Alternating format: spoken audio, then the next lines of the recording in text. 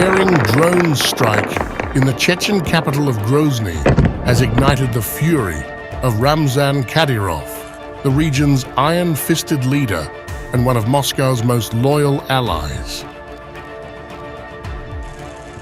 The attack, attributed to Ukrainian forces, marks a dramatic escalation, with drones striking deep within Russian territory, 800 kilometers from Ukraine's front lines. While no casualties were reported in the initial assault, the symbolic weight of the attack stoked a fiery response from Kadyrov, who vowed devastating retribution. 3 drones attacked Grozny this morning, Kadyrov announced in a blistering statement. 2 of them were shot down by air defense forces. The third fell on the territory of the Akhmat-Grozny Omon of the Russian Guard Directorate for the Chechen Republic. There were no casualties or injuries. But his restrained description belied a seething anger as he warned, "We will respond to any attempt to attack our targets with more precise and harsher retaliatory strikes." Less than 24 hours after the attack on Grozny, Kadyrov retaliated, with Russian aerospace forces launching 2 Iskander strikes on a Ukrainian facility in Kharkov, where the Air Force of the 82nd Separate Airborne Assault Brigade was located. Around 200 Ukrainian forces were reportedly destroyed. Kadyrov's message was clear. Any further attacks on Chechen soil would invite even more devastating consequences. I remind the representatives of the Ukro-Reich, next time you think of attacking the Chechen Republic with drones, keep in mind that we will be launching selective strikes on places where Ukrainian armed forces personnel are concentrated. And the consequences of such strikes will be many times more terrible. And we have plenty of data. This was not the first time Grozny has come under fire. Days earlier, another drone targeted the barracks of a special police regiment named after Akhmat Kadyrov, the Chechen leader's father. While the drone was intercepted mid-air, its explosion wounded 4 guards, ignited a small fire, and caused damage to the building. Kadyrov condemned the act as a desperate stunt for Western audiences and vowed further retaliation. They boast to their Western handlers about the colossal results of such pathetic acts, Kadyrov sneered. But let me remind the Ukrainian Nazi command, for these 4 wounded, we will take down 400 of their fighters.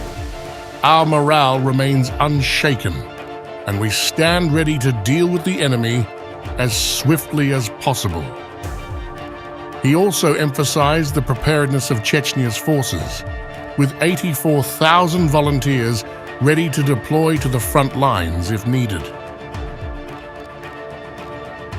While Kadyrov dismissed the drone attacks as largely symbolic, they represent a growing challenge to Moscow's territorial security.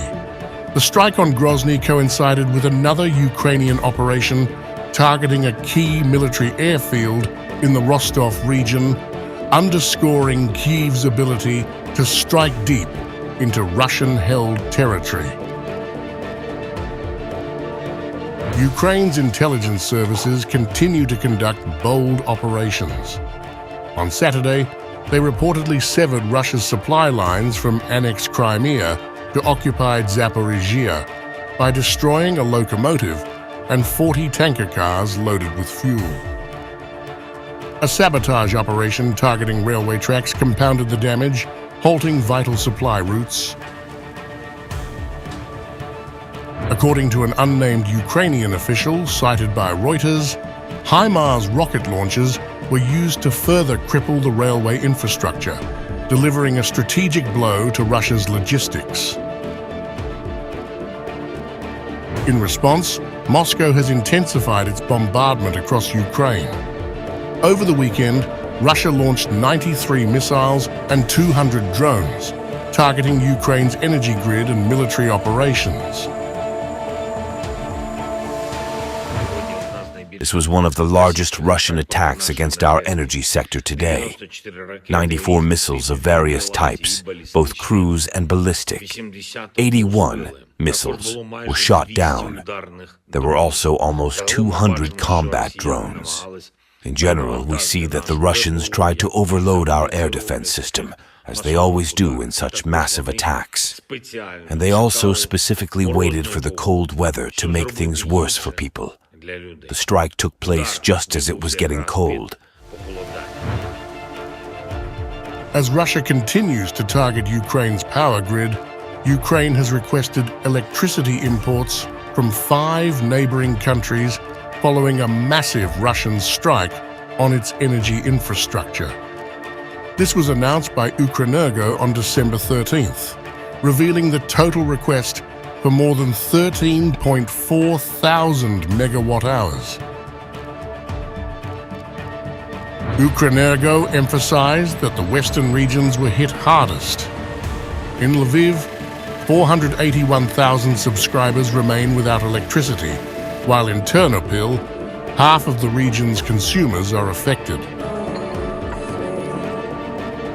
Meanwhile, Russian forces have reportedly advanced in the eastern settlement of Kurakova after weeks of encirclement on 3 sides, according to the Washington-based Institute for the Study of War. As the war rages on, its future remains uncertain. US President-elect Donald Trump has sparked debate over the potential withdrawal of critical US military support for Ukraine. In an interview with Time magazine, Trump expressed reservations about allowing Kyiv to use American weapons for strikes on Russian soil, raising questions about Ukraine's long-term strategy.